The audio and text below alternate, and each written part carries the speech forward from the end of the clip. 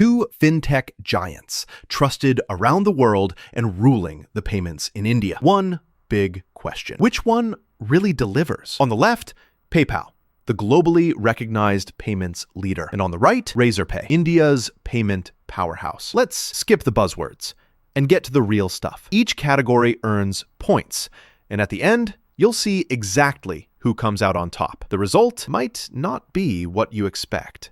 So here's the game plan. We're comparing them across some seriously important stuff. We'll look at geographic reach, transaction fees. Yep, everyone asks about that. How easy these are to integrate if you're a developer or a business owner.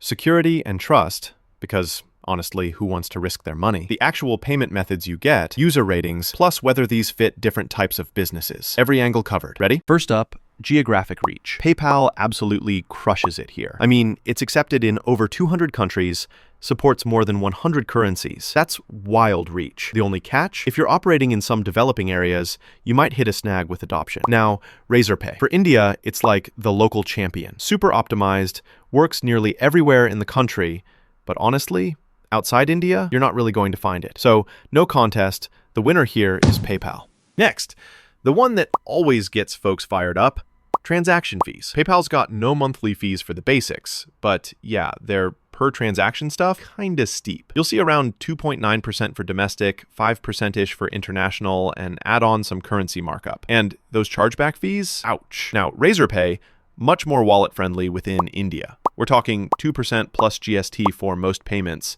Plus, those invoices are all GST compliant, which is sweet if you have to deal with taxes. Even on international payments, fees are lower than PayPal. Only downside is you still have to wait a couple days for settlements in your bank. So if you really care about lower fees, Razorpay wins here. All right, integration and developer tools, where the nerds hang out. So PayPal, it's super easy to throw into Shopify, Wix, WooCommerce.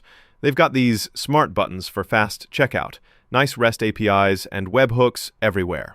The only thing is, if you're deep into the Indian payment scene, some local things like UPI, it just doesn't blend in perfectly. Razorpay, on the other hand, is like a developer's dream within India. Loads of SDKs, Android, iOS, PHP, all that, and their APIs. Plus, they approve you super fast. Oh, and it's built for mobile-first stuff and UPI. If you're not in Indian business, though, integration gets tricky. So yeah, it's honestly a tie. Both solid, but shine in different places.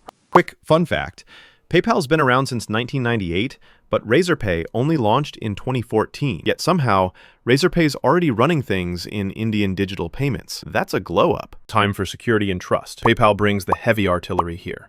World-class fraud checks, buyer and seller protection, and almost everyone trusts it for e-commerce, right? There are those occasional horror stories of frozen accounts, but that's mostly when people are breaking the rules. Now, Razorpay is no slacker either. PCI DSS compliant, super regulated by RBI, with smart routing for safety. But you know what? Globally, PayPal's name kinda outweighs Razorpay's when it comes to trust. So, winner, PayPal.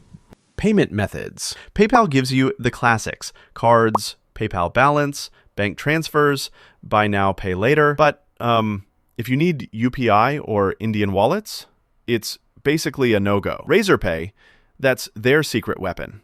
They handle UPI, RuPay cards, wallets, EMI, you name it, all tailored for India's market. But flip side, if you want weird local wallets outside India, not really supported. Still, for diversity in India, Razorpay definitely takes this category.